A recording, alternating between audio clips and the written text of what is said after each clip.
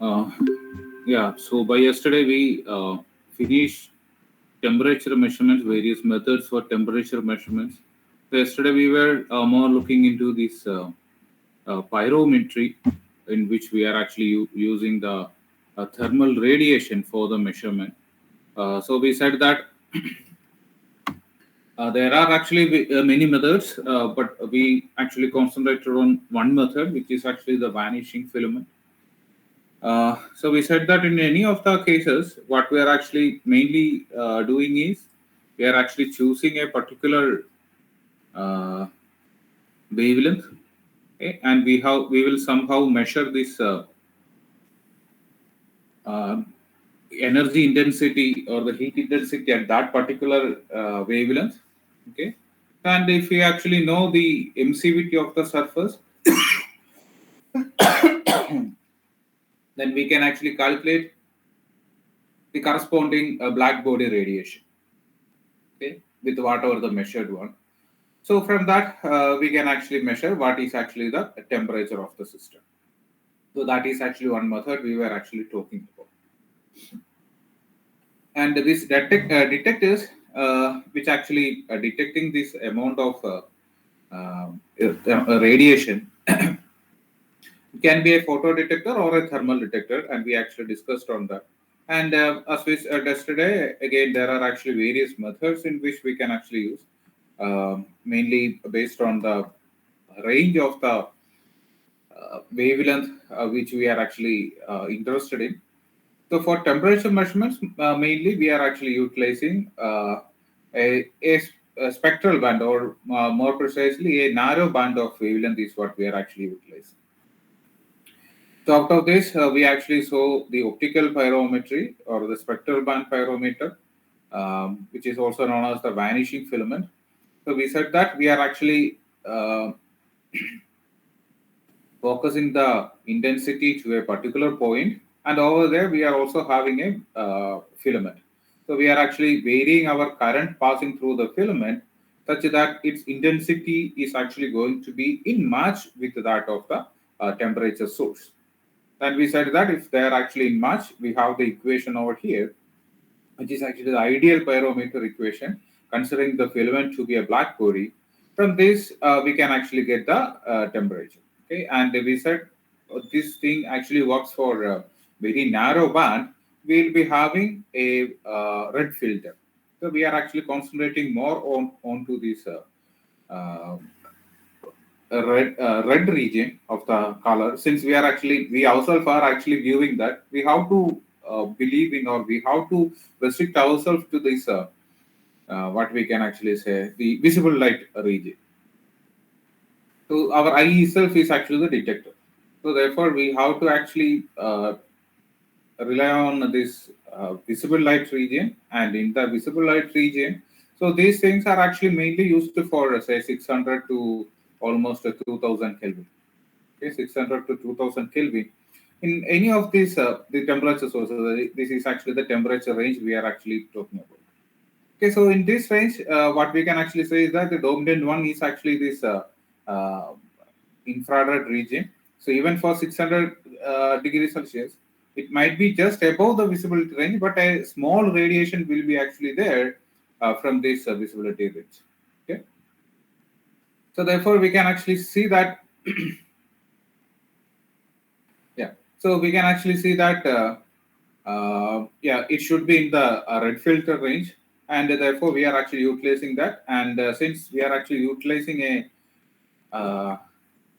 actually utilizing absorption screen also, we said the emissivity term, it need to be adjusted such that it is actually going to be some effective emissivity, which actually includes the emissivity of the surface, as well as this the absorption coefficient of this absorption rate.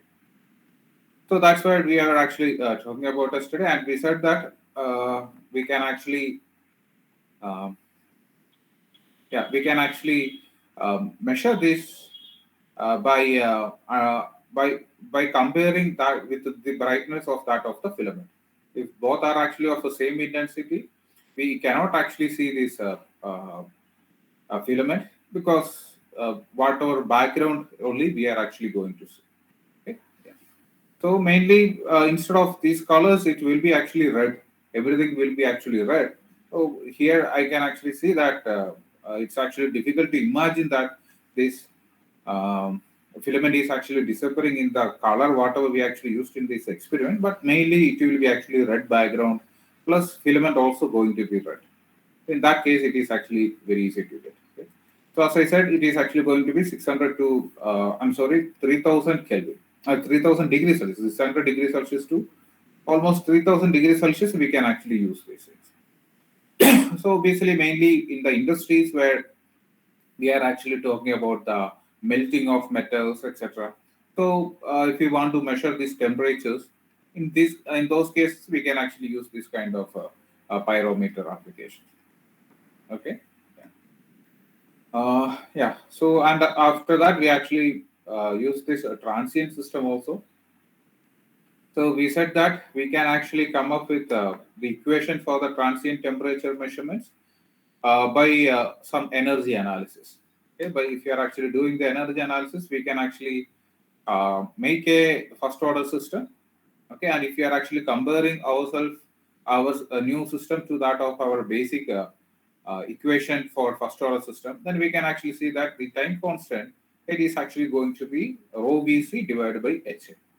Okay, where H is actually this fluid parameter, or more than fluid parameter, it is actually the condition parameter, heat transfer coefficient. All the other terms are actually um, all the other terms are actually related to that of the temperature measurement equipment. Okay. So any doubts in till here? Okay.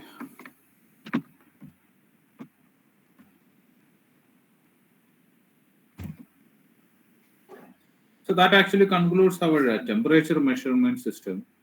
So from today, we are actually going to see the new topic, which is actually the flow measurement. Okay. Yeah. So the flow measurement, why it is actually more important is that whenever we are actually going to have any kind of flowing fluid, okay, so this flow measurement is actually going to be very important. Okay, for example, from here itself it is said from our flow rate of blood inside our body to a liquid flow of liquid oxygen in the rocket, okay, to flow through micro channels for cooling applications. Okay. So likewise, the flow measurements are actually going to be important for each and every applications. Okay, for example, even in our day-to-day applications, we can actually say the flow of coolant or flow of working fluid in a refrigerator. Okay, how fast it is actually flowing and all. So that is actually very important. Flow of working fluid in an air conditioning system. So all those things we need to actually measure. And that is for a heat transfer analysis. It is actually going to be very, very important for this flow measurement. But the catch is that, so here it is actually written, so it can be actually liquid, it can be actually gas or a granular solid like maybe it's actually small solids dissolved in the gas, okay, or a combination of all these. So likewise, various flows are actually going to be there, and also flow can be laminar or turbulent, steady state or transient. Okay, all those things are actually need to be actually measured. So we need to actually have, therefore, obviously there are different equipments or different methods for measuring the flow rates for all these applications. Yeah, in some cases, what happens is that, as we know, the mass flow rate m is equal to rho into a into velocity. In some cases, we can directly measure this mass flow rate itself. But in some cases, what we can actually measure is actually the volume flow rate. Okay? So in that case, we need to actually measure this pressure as well as temperature independently. And with that help, we need to actually find what is actually the density for the system. For example, a high pressured air is actually passing through a pipe. Okay? High pressure air is actually passing through a pipe. In that case, if you are actually using some kind of a pitot tube, okay, Pitot tube, if we are actually using, what we are actually measuring is actually the velocity. Okay? Area we actually know it is actually based on it. So we know what is actually the area into velocity. But we actually want is actually the mass flow rate. In order to measure that, we must be having another pressure tab, okay, which actually measure the pressure within the system. And also there need to be actually a thermometer, which actually measures the temperature. So we know that density is actually a function of pressure as well as temperature. So from this, we can actually calculate what is actually the density, and then we can actually put it over here. Okay. So whatever the measurement techniques we are actually using, they are not independent from one another. So they are all needed together for the final applications. Okay. Uh, Yeah. So in some cases, as we said, the velocity need to be actually measured. But in some cases, what we are actually more interested is actually the full velocity profile itself. Suppose we want. We are having a flow through channel. So if you want a full velocity profile itself, how the flow is actually moving over here for a particular plane. So that is also important in some cases. Or in some cases, what we are actually interested is how flow is actually happening along the stream line. Okay. So the flow we are might be actually keeping some amount of some obstructions, etc. We might be actually putting over the play. So we must actually see how it is actually affecting. So if you are actually putting, so maybe some water generations, etc. are actually going to be there. So we must actually have a full view of how the flow is actually moving and all. Okay, so these things are actually known as the flow visualization. So likewise, there are actually various methods in which we can actually measure or we can actually quantify these flows. So that's what we are actually going to see in this particular session. Okay. So there are actually various methods for this more than flow measurements. There are actually various methods for quantifying these flows. So basically, in that quantifying thing, we can actually say we are actually measuring the flow itself. Okay, mass flow rate itself we are actually measuring. Volume flow we can actually measure, or volume, the velocity itself we can actually measure, or the visualization also we can actually do. All those we can actually say the flow characterizations. Yeah. First one is actually the primary or quantity method. So in this case, what we are actually doing is we are actually directly measuring the weight of the uh, flow. Okay, so directly measuring what is actually the mass flow rate. So that we have actually methods for that. Directly measuring the mass flow rate. So we will see that. And next one is actually the flow meters. The flow meters, we are actually trying to measure what is actually the kilogram per second. Okay, with some other aids. So with some other aids means here we can actually see obstruction meters. Obstruction meter means we are actually changing the pressure such that somehow we can actually measure the mass flow rate. Okay, we are actually making the pressure variation. We are actually making some obstructions in our flow such that we can actually control the pressure variations. Once we can actually control the pressure variation and we can actually measure it, so based on that we can actually say what is actually the flow rates. Next one is actually the volume flow rates. Okay, so it actually depends upon the yeah, over here it actually depends upon velocity, and sometimes density also going to be dependent. But in some other cases, here also we are actually putting some kind of obstructions. What happens is that this kind of obstructions, they actually responds to the area as well as the velocity. Okay, so we will see that later. For example, we will mainly see this positive displacement as well as the turbine propeller meters and all. So what they are actually interested is actually mainly it actually depends upon the velocity of the fluid as well as the area of the flow. Okay, so therefore we can actually say these things directly gives us the volume flow rate. Okay? And next one is actually which actually directly gives us the mass flow rate itself. Okay, for example, the Coriolis meter, thermal mass flow anemometer, etc. They are actually imparting some forces. For example, the Coriolis forces, they are actually imparting some force onto the system. Obviously, the force is always equivalent to that of actually the mass flow rate into acceleration. Okay, so therefore, from here, if you can actually measure these kind of forces, we can actually directly measure what is actually the mass flow rate corresponding to that.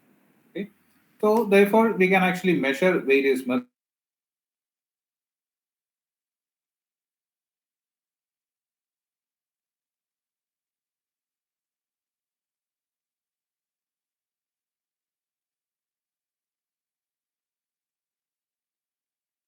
can actually measure this. Okay, but in this case, we are actually mainly looking at into the how we are actually varying the pressure. So we will see that. And another classification is actually the velocity probes itself. So directly we are actually measuring the velocity. Okay. There is actually this pitot static. It is not pilot static. Pitot static is actually there, and a hot air anemometer, Doppler shift, so and particle image velocimetry. So all these cases, we are actually going to measure the velocity directly. So this particle image velocimetry (PIV), they can actually give the velocity over a full profile or over a full cross section. We can actually have. We will see. And the other characteristic flow characterization is actually the flow visualization itself. So there are actually various methods for that. We will not be actually seeing in much detail, but we will have a very small introduction for all these things. Okay. So these are actually various methods in which we can actually have a flow visualization or flow characterization. So that's what we are actually going to see here. Obviously, we are not going to see all the methods. We will actually see some selected methods. Okay, the first one is actually the direct measuring technique. So we said that mass flow rate can be actually directly measured, and it is actually the simplest method also. So what we are actually doing is, suppose if you are having some pipe flow, okay. Suppose if you are actually using it for some cooling application, something. So what we are actually doing is, uh, in between, what we can actually do is for a small time. For a small time, there is actually continuously flow is actually there. There might be actually some system which need to be actually used. So it is actually connected over here. This pipe is actually connected like this, and it is actually connected like this.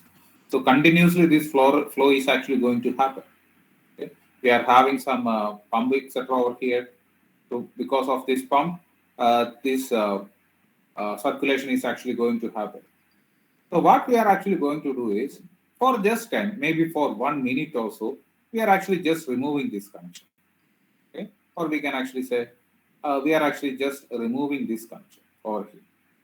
And what we are actually doing is we are actually taking this hose and we are actually going to put it in a measuring jar. Okay, so in a measuring jar we are actually going to put it. So therefore, what happens? So whatever the water or whatever the flow rate is there, it is actually going to get collected in the measuring jar. Okay.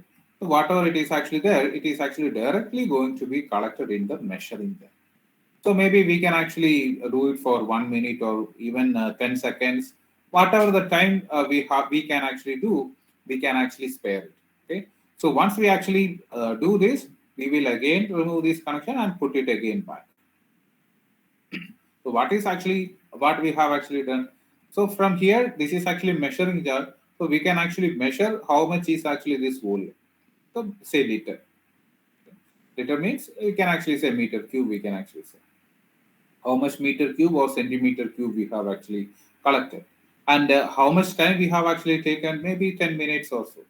Okay? So we can actually say in 1 minute, 1 minute, this much x meter cube is actually collected. So therefore, what is actually the flow rate? Flow rate we can actually say x divided by 60. So that much meter cube per second. Okay. So therefore, we can see that we are directly measuring this volume flow rate corresponding to that. And if we know the density, we have to simply multiply it with the density itself. So in that case, we will actually get the mass flow rate. Okay. Yeah. Since it is actually open to the ambient, so maybe yeah, there are actually some restrictions. Yeah. So we can actually do it for many of the things. What are actually the restrictions? First of all, we cannot actually use it for gas. If you are actually using it for gas, the issue is that we must be having a high condensed one. Okay. So we have to actually use it for a sealed one. If we are actually going to use it for a sealed one, probably the pressure within also can be actually varied. Okay. First of all, it cannot be actually used for gases. It can be actually used only for liquids. Okay. It can be actually used only for liquids, and we cannot actually use it for a volatile liquid. Volatile liquid means liquids which are actually vaporizing very fast. Okay. So liquids, it should be non-volatile. It should be actually non-volatile. And what about the pressure and temperature of the flow? Okay. The pressure and temperature of the flow should be same as of the atmosphere. Okay. So otherwise, there is actually no point in measuring this. So suppose the pressure within is actually going to be 2 bar and temperature is actually going to be say 90 degrees Celsius. So it is having corresponding to that, it might be having some mass flow rate or volume flow rate. Okay, it might be having some volume flow rate. But at the moment we are actually opening this and collecting it is in a jar, its the pressure is actually going to be different and the temperature is actually going to be different. So therefore, it cannot, and therefore that volume flow rate is actually going to be different from whatever the actual volume flow rate happening inside. Okay? So the other restriction is that pressure and the temperature should be atmospheric. Okay? So these are actually some restrictions we have for doing this kind of measurements. And also, obviously, the system is such that we can actually spare some amount for here. Okay. So all those restrictions are actually going to be there. There is actually one more catch over here. If the pressure drop inside this system is actually very high, if the pressure drop inside the system is actually very high, then if you are actually removing it from here, so that means we are actually reducing that much pressure, right? So obviously the flow rate is also going to be different. So all those restrictions are actually going to be there. Okay. So therefore, the internal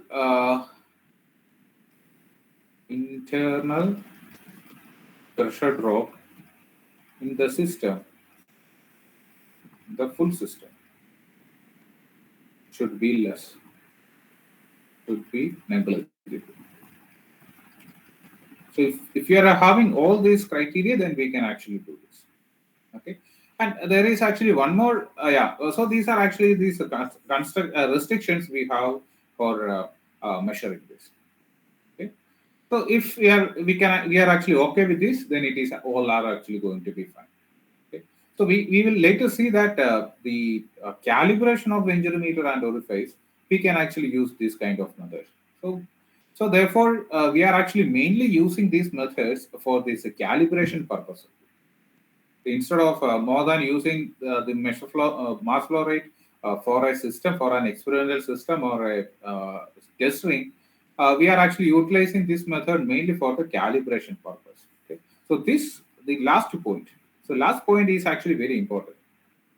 But as we said, if the pressure within this system is actually much more than or it is actually very high, then the moment we are actually removing it from here and directly giving it over here, so we are actually neglecting this much high pressure. So that pressure difference is actually going to be affect, or that decrease in the pressure in the new circuit is actually going to be increasing the mass flow rate, right? Because once the pressure drop is actually going to be less, or the total resistance of the flow is actually going to be less, then obviously the mass flow rate is actually going to increase, right? Yeah. So therefore, mainly these kind of techniques we are actually using mainly for the calibration purpose. Okay. Yeah. And again, it is actually not suited for a transient flow. It should be actually for steady state condition. Steady state condition, we can actually use it. Okay. So that is actually the very easiest method for measuring the mass flow rates. And now we are actually going to become more realistic. And now we are actually going to see what are the various methods we are actually using for our measurements. Okay. First one is actually the flow obstruction meters. Have you studied this for the fluid mechanics classes? venturi meter or phase meter, etc.?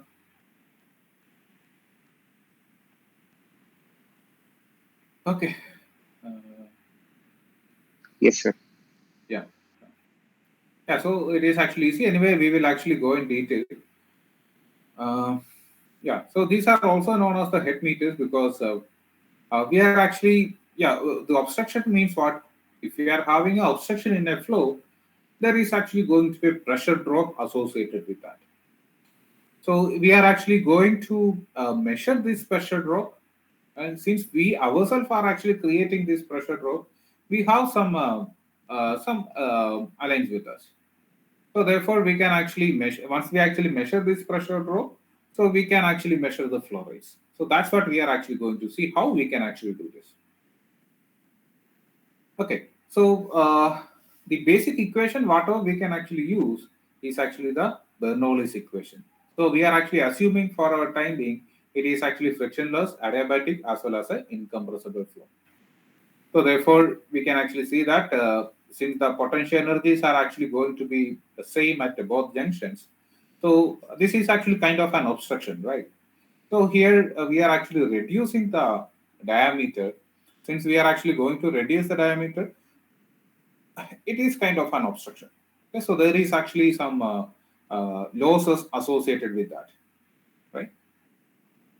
The first law, there are actually some losses associated with that. But here, what we are actually saying is, it is actually an ideal condition. There is actually no friction. Nothing is actually going to be there. So therefore, the energy losses are actually not going to be there, but energy conversion is actually going to be there. Okay. So here, as we said, because of this, the velocity is actually going to be increasing, right? Since we are actually reducing the diameters, the velocity is actually going to be increasing. And the velocity, how we can actually going to increase, can be actually increased by the expense of pressure. So that we will actually get from the Bernoulli's equation. Okay. So we have P1 by rho is plus U1 square by 2. It is actually going to be equal to whatever the energy at the section 2. This is actually section 1 and section 2. Okay. And from the continuity equation, we know mass flow rate should be actually M1 should be equal to M2. M dot 1 is equal to M dot 2. So that means M can be actually written as rho AU. So rho A1 U1 is equal to rho A2 U2. Okay. So now our aim is to actually, if we can actually measure at least U1 or U2, if we can actually calculate either U1 or U2, so corresponding to that, if suppose if we are actually interested in measuring U2, okay, so to that we need to actually put A2. We know A2 because we ourselves have actually created this or fabricated this. We know what is actually A2. Okay, so once we know A2, then we can actually measure the pressure also over here somehow, and temperature also we can actually measure over here. Okay, so with that we can actually measure what is actually the density, and then we can actually measure the mass flow rate. Or if you are not interested in mass flow rate, just the area is actually fine, or the volume flow rate is fine, then A2 into U2 we can actually calculate. Okay, but how we are actually measuring that? From this equation we can actually take that. Okay, so we are actually saying U1 is equal to we can actually assume okay, density we can actually say, for in this case we can actually uh, neglect these densities, or we can actually cancel off these densities. So why we can actually cancel off? So which of these assumption gives us the permission to cancel off the density?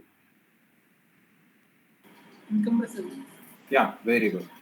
So incompressible means it is actually this density is actually going to be the same everywhere.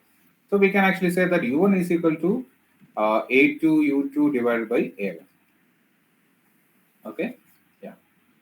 So now we can actually put our U1 over here. So it is actually going to be uh, A2 U2 A2 by A1 square into U2 square. Uh, yeah, U2 square we can actually say P1 by rho 1 minus P2 by rho 2. Okay. So we are actually taking it over here and this one over here. So it will be U2 square minus A2 by A1 square into U2 square. Okay. So therefore, directly we will actually get U2 square into 1 minus A2 by A1 square. Okay. Is equal to 1 by rho P1 minus P2. Okay. And what is actually U2? U2 is equal to 1 by rho square root of all this 1 by rho into 1 minus A2 by A1 square into delta. Okay. So therefore, we can directly get what is actually this. From this directly we will actually get what is actually the velocity at this second section. So into A2 we can actually say, and we will actually get the mass flow rate. Okay, that's what it is actually written out here. Okay. Yeah, this 2 is also coming. Sorry.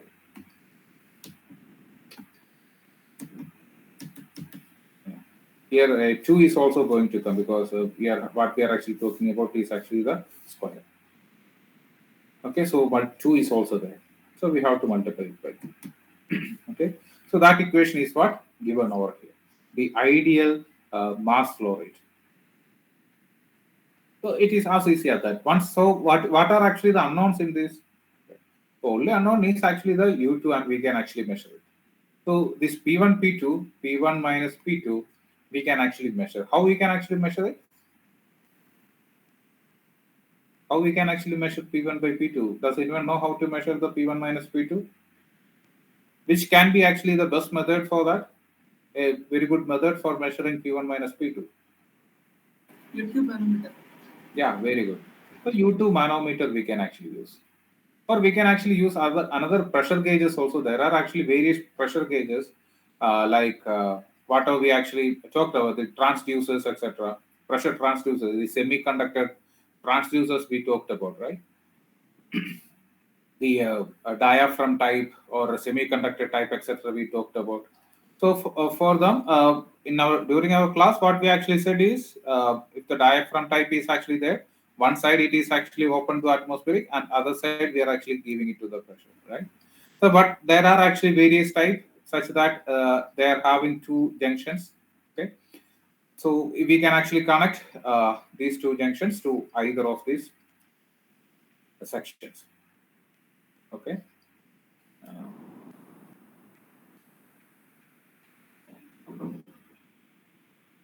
Okay. So either of these sections, we can actually give this connection. So if you're actually doing that such that one side it is actually connected to P1 and the other side it is actually connected to P2. Okay. Such type are actually known as the differential. We talked about this differential pressure transducers or transmitters. Okay. So these are actually the differential pressure measurement systems. So we are actually directly finding the pressure difference. We are not finding individual pressures. That also we can actually do. We are having a Bowden gauges at either of these sides. Then what happens is that we will get P1, we will get P2. We have to calculate the difference. Okay, but what we are actually mainly interested is actually there is a difference in pressure. So that itself we can actually directly calculate. So once we calculate that, everything else is actually going to be known. So another thing is that instead of A2 by A1, A2 by A1, it is equal to pi by 4 T2 square divided by pi by 4 T1 square. So instead of A2 by A1, we can actually also write T2 by D1. That is actually the diameter ratio. Yes, but all these things we can actually do. Or all these things we actually know also. Okay, so till now everything is actually perfect because there is actually nothing much difficult in there. Only that once we actually know this density, then or once we actually know this pressure drop, then we can actually directly calculate the mass flow or the volume flow. But the issue is that in our assumption, whatever we actually took is actually the ideal conditions, incompressible flow and frictionless and all those things. But in actual conditions, friction losses are actually going to be there. Okay. So once the friction loss is going to be there, then what does that actually mean? So whatever the pressure drop we actually measure, so P1 minus P2. Okay. So this pressure drop, it actually due to change in the velocity plus frictional loss. Okay? Change in the velocity plus frictional losses are actually going to be there. And also there is actually one more thing, which is actually the Vena contractor. So what is actually the Vena contractor? The Vena contractor means if we are actually having this kind of gradual growth and all. So in some cases there is actually chance that it will actually still continue in this direction itself. Okay, and after that it will be actually increases. The flow will be actually increasing like this. So therefore we can actually see that the maximum velocity is actually not going to be V2. So it is actually going to be somewhere around V2 star. So if you are actually measuring our pressure over here, then whatever the pressure we are actually measuring, it is not due to the drop between delta U, but it is actually due to delta U dash. So U dash is actually going to be, we can actually say U1 minus U2 star, or U2 star minus U1, U2 dash minus U1. So that is actually the what we are actually doing to be. And this process or this junction is actually known as the Vena contractor, right? So, because of all these things, whatever our pressure drop we actually measured, it doesn't simply correspond to the change in the velocity. It might be actually due to many things. Okay. So, but lately for us, uh, the pressure drop, etc., or these frictional losses, the Vena contractor. So all those things can be actually are actually repeatable. Okay. For example, we are having a Reynolds number of say 10,000. Okay. Suppose the Reynolds number is actually going to be 10,000. So we will be having a frictional pressure loss at delta PF one. We can actually say we are actually going for a 20,000. So it is actually going to be PF2. So likewise, various values we are actually going to have. So we have actually completed the measurements, suppose. So tomorrow we are actually coming for this experiment again. And again, if you are actually doing this 10,000, so the pressure drop we are actually going to get is again going to be delta PF1. It is actually very much repeatable. So that is actually very lucky for us. Okay. And also the position of the Vena contract and all. So that is also going to be repeatable because if you are actually having a 10,000 Reynolds number, the formation of the Vena contractor and its location of Vena contractor, all those things are actually going to be repeatable. Assume or given that the fluid we are actually going to be using is actually same both the days. Okay, so all these errors are actually repeatable. Okay, so therefore, what does actually gives us the benefit? So therefore, if we can actually calibrate these things, then we can actually go for a then we can actually have a repeatability, or we can actually go for a calibration.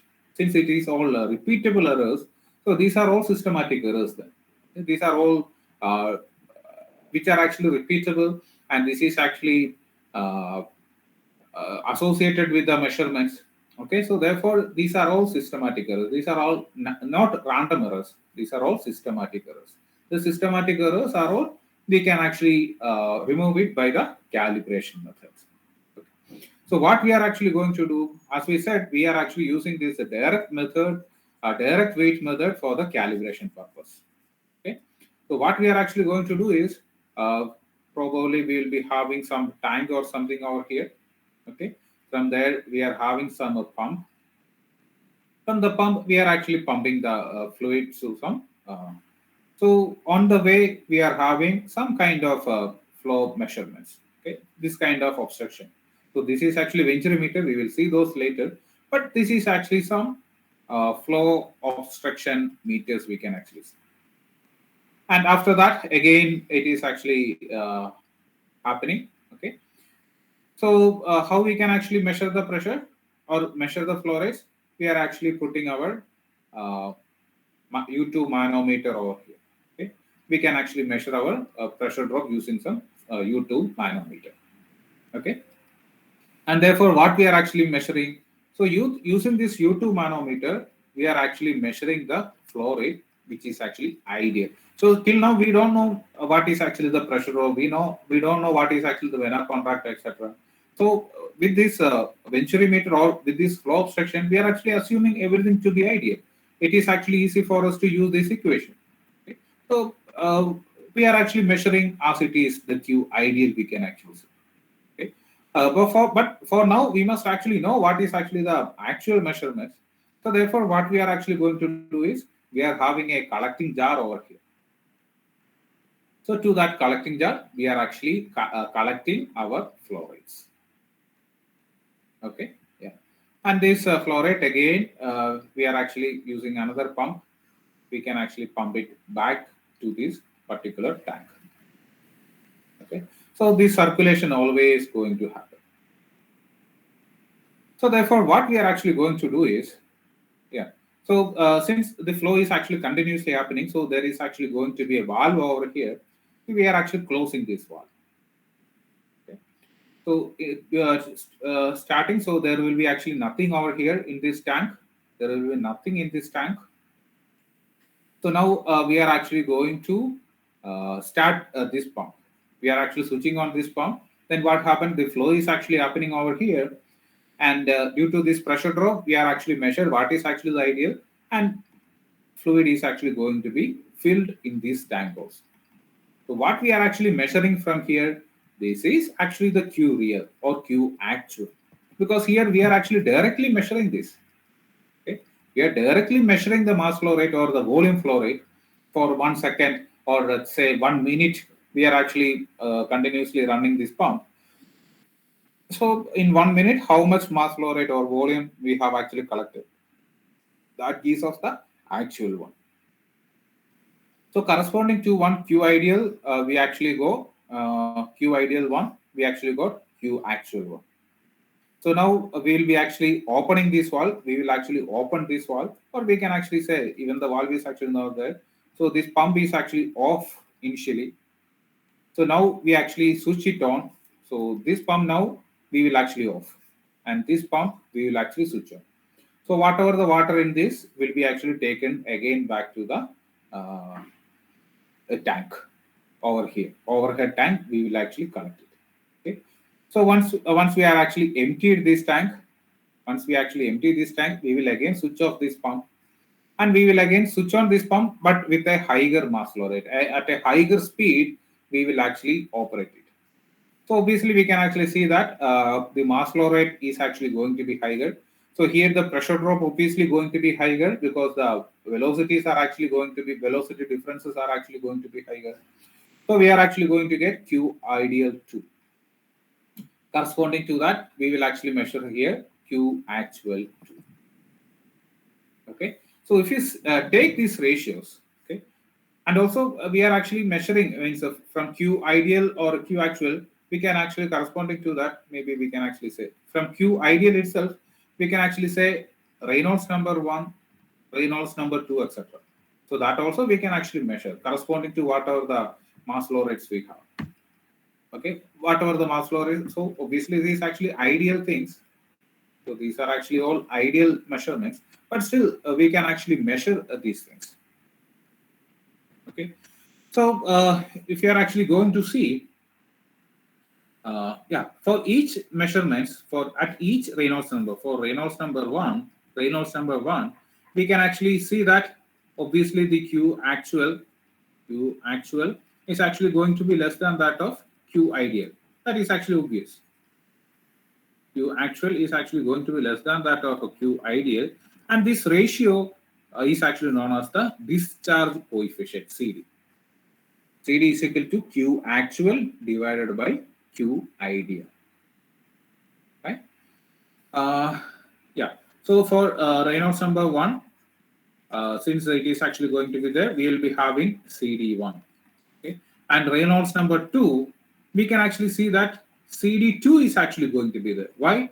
Because the pressure drops are actually going to be different, okay, and the positions of Venn contractor may be actually going to be different.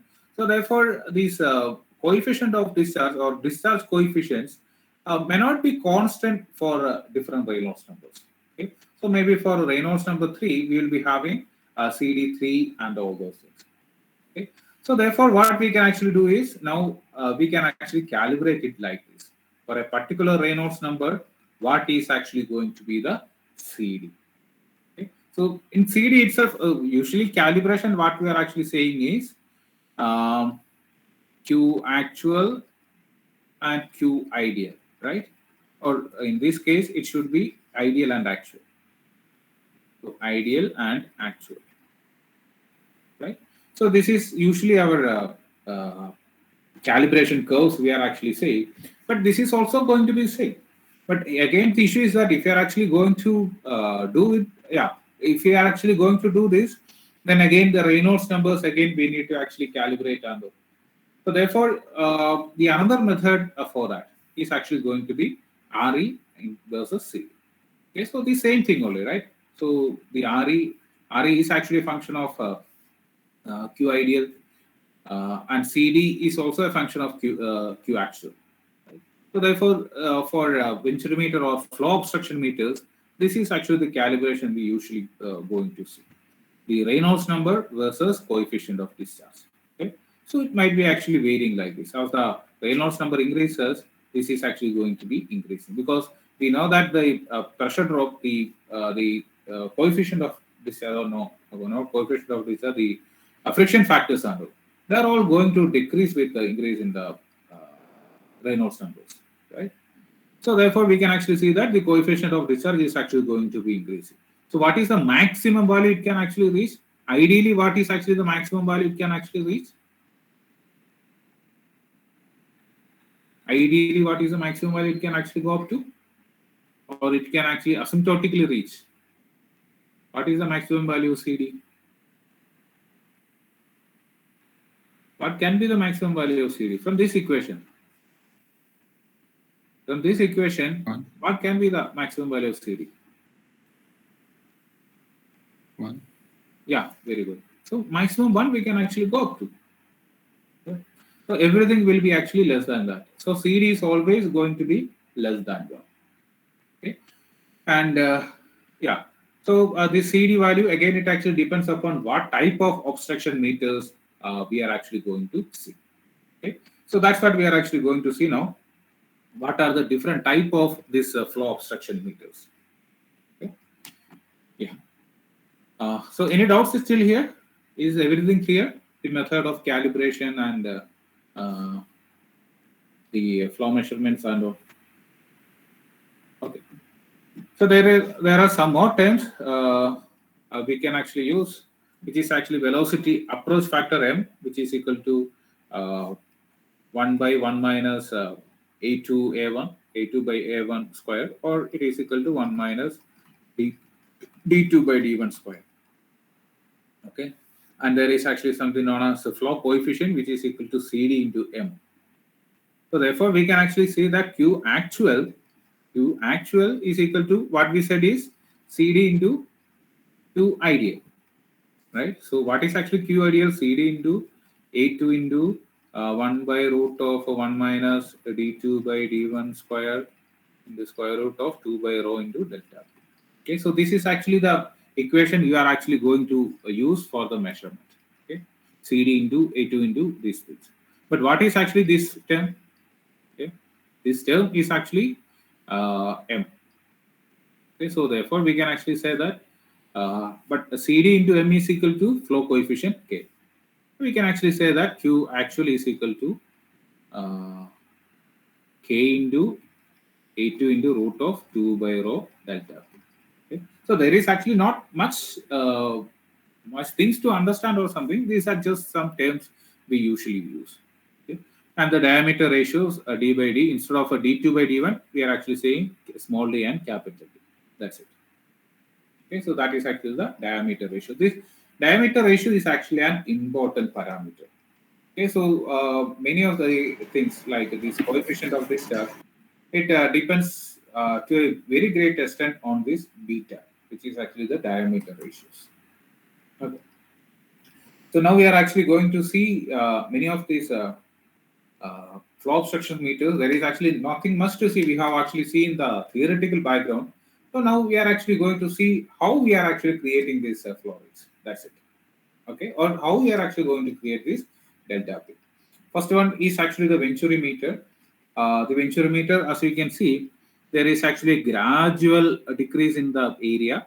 So therefore, the velocity is actually going to be increasing gradually.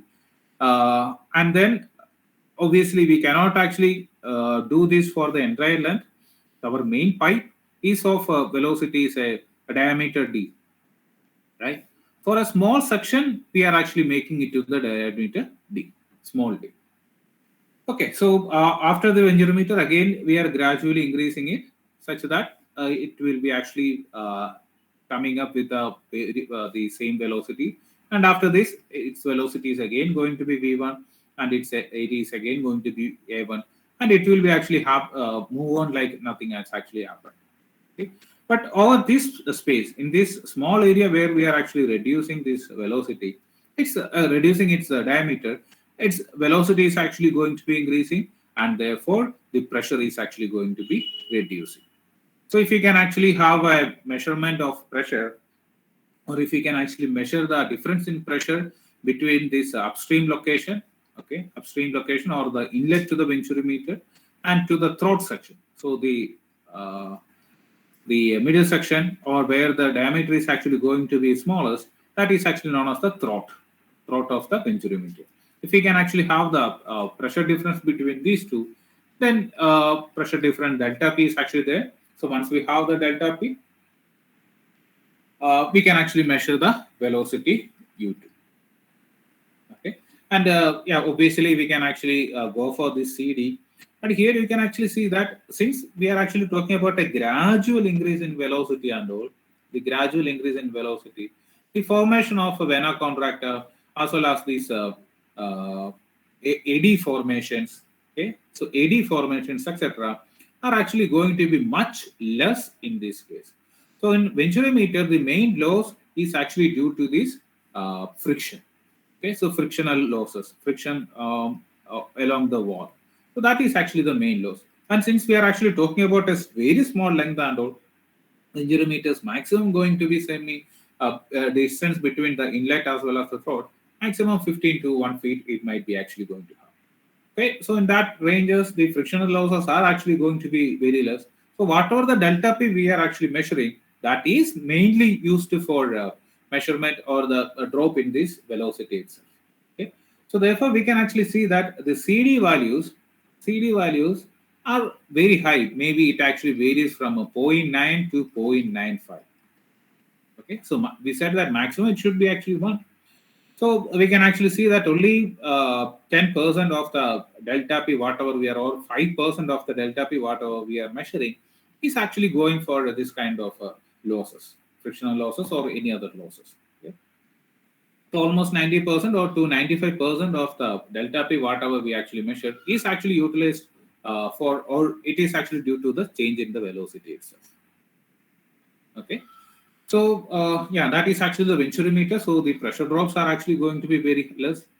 But and also it is actually of high accuracy, since we are actually talking about very small chances for the losses. We are actually talking about high accuracies.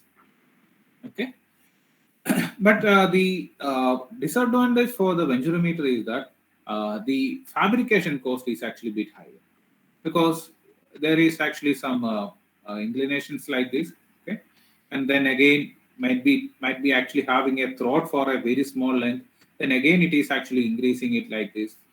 Okay, and its diameters are actually such that its construction cost is actually going to be a bit high. Okay, so that is actually the only difference between, and construction difficulty is also going to be high.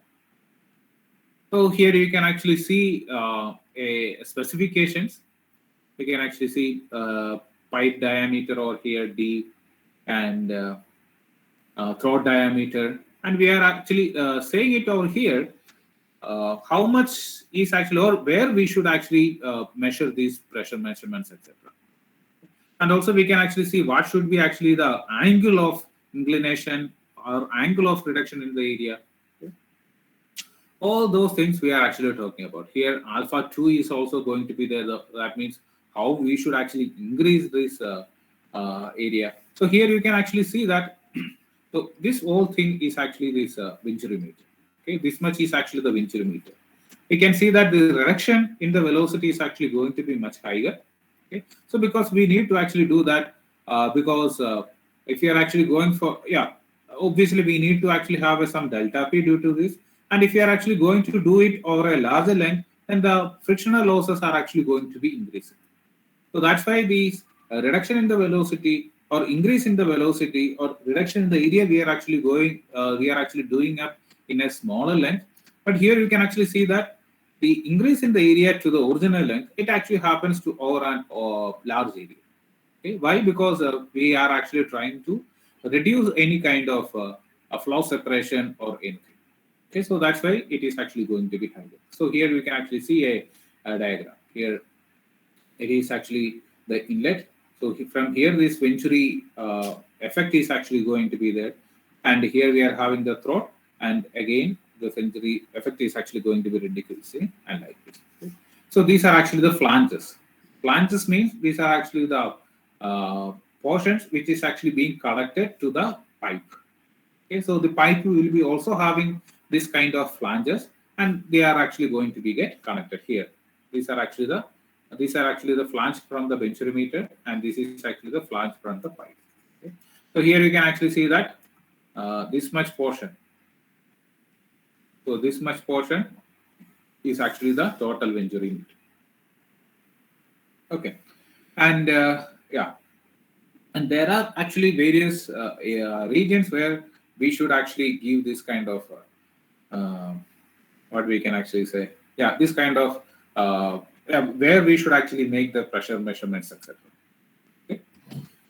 First of all, we can actually see it over here. So this is actually the starting of the reduction in the area. Okay. So basically, it should be actually a distance. This is actually the pressure drop. Okay. This is actually the measurement of the pressure drop. So one more thing I just wanted to emphasize is that P1 by rho plus U2 by U1 by square is equal to P2 by rho 2 plus U2 square. Right. Okay. So this P, that is actually the static pressure. Okay. So this is actually the static pressure we are actually saying. Static pressure is actually the pressure within this flow. Okay. So this is actually the kind of pressure within this flow. So how we can actually measure is that this static pressure, it always be applied perpendicular to the direction of the flow. We can actually measure this static pressure in a direction perpendicular to that of the flow. Okay. So for example, if you want to measure the static pressure of the flow over here, okay, so we cannot actually simply put anything across this. So what we have to put is, we have to put something parallel to this. Okay, so suppose if you are actually putting some hole over here. Okay, the best method is that we can actually drill the wall itself. Okay, so we are actually drilling the wall itself such that there is a small opening over here. So we can see that this small opening is actually parallel to that of the flow. Okay, so therefore, what are the pressure acting in this direction? So that is actually going to be the static pressure. Okay, so and again the diameter should be very less compared to that of the diameter of the flow pipe. So diameter of this hole, maximum usually it is actually going to be somewhere around 1 mm or less than that. Because if you are actually going for a higher diameter, then the issue is that there might be some flow is actually trying to happen out of. Okay, so we want to restrict that. Thus, therefore, the diameter of the hole is actually usually going to be very less. Okay, usually going to be very less in 1 mm range. Okay, so therefore, what we are actually usually the best method is that here you can actually see these pressure taps. Okay, So these are actually the pressure taps over here we are talking about. So whenever it is actually coming here, we can actually see that big holes and all. But whenever it is actually coming to this surface, so the hole will be actually very less. So once it is actually very less, once we make the hole on the surface very less, after that we can actually make it bigger and all. There is actually no issues. Okay. The diameter of the hole, which is actually touching the fluid, it should be actually very less. So here we can actually see that there is actually hole only in one place. Okay. The best method is that if we can actually have holes everywhere, all the four sides, if we are actually going to have a hole. Okay. And once we actually take it out, we can actually connect all these four holes. Okay. So once we are actually taking it out, so therefore what we are actually measuring is we are actually measuring the static pressure at four junctions, and then by connecting all these taps together, we are actually kind of averaging it out. Is it clear? Suppose if you are actually viewing from here, we are having our pipe, we are having the pressure taps at the four junctions. Okay. So if we are actually going to measure it independently, we are actually going to measure it the pressure taps. So this diameter, it is actually going to be like this, right? So the pipe is actually going to be like this. The internal flow is actually going to happen, and we had a small drills. Okay, these small drills, the diameter of each drill, we are actually saying say 1 mm. Okay, so once we take it out, yeah. So if you are actually going to measure it independently, then we are actually going to measure the static pressure at each and every point. Okay, and luckily for us, this static pressure is actually almost constant at any particular cross section. Okay, so even if we are actually measuring over here, it should be actually same throughout. Okay, it should be actually same throughout. So ideally, so but we are just not taking any chances. If there is actually some abnormality within the flow, we are not taking any chances. So therefore, we are actually measuring the static pressure at four different wall locations, and we can actually average it. Okay. So, or what we can actually do is once we actually take it out, we can all connect it together. Okay. So once take it out, we can all connect it together, and we can actually connect it directly to a U2 manometer from one of these. Okay. Since all are actually connected, whatever the pressure we are actually going to see is actually a what we can actually say is actually going to be an average static pressure. Okay.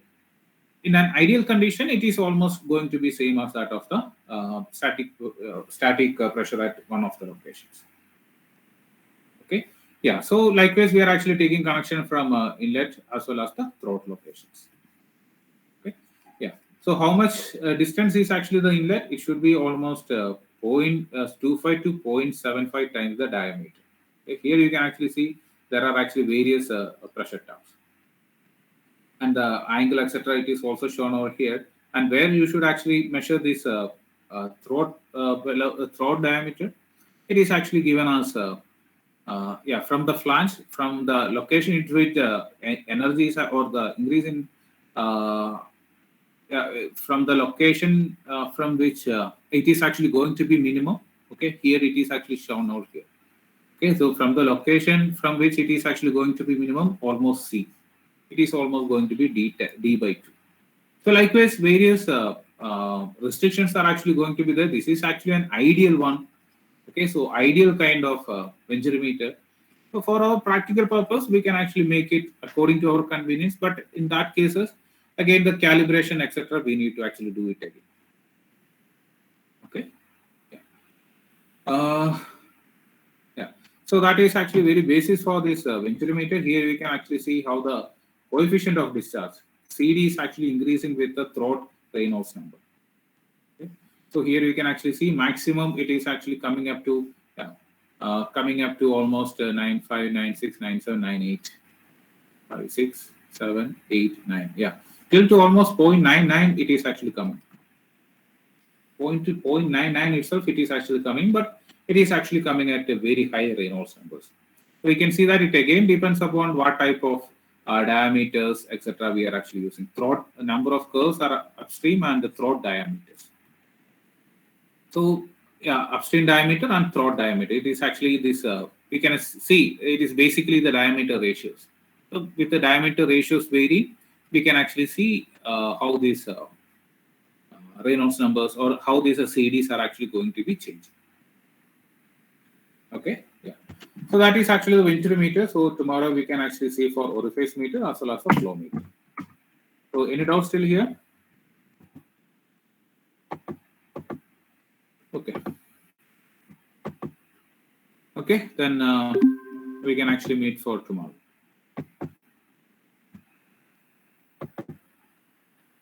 Have a nice day too.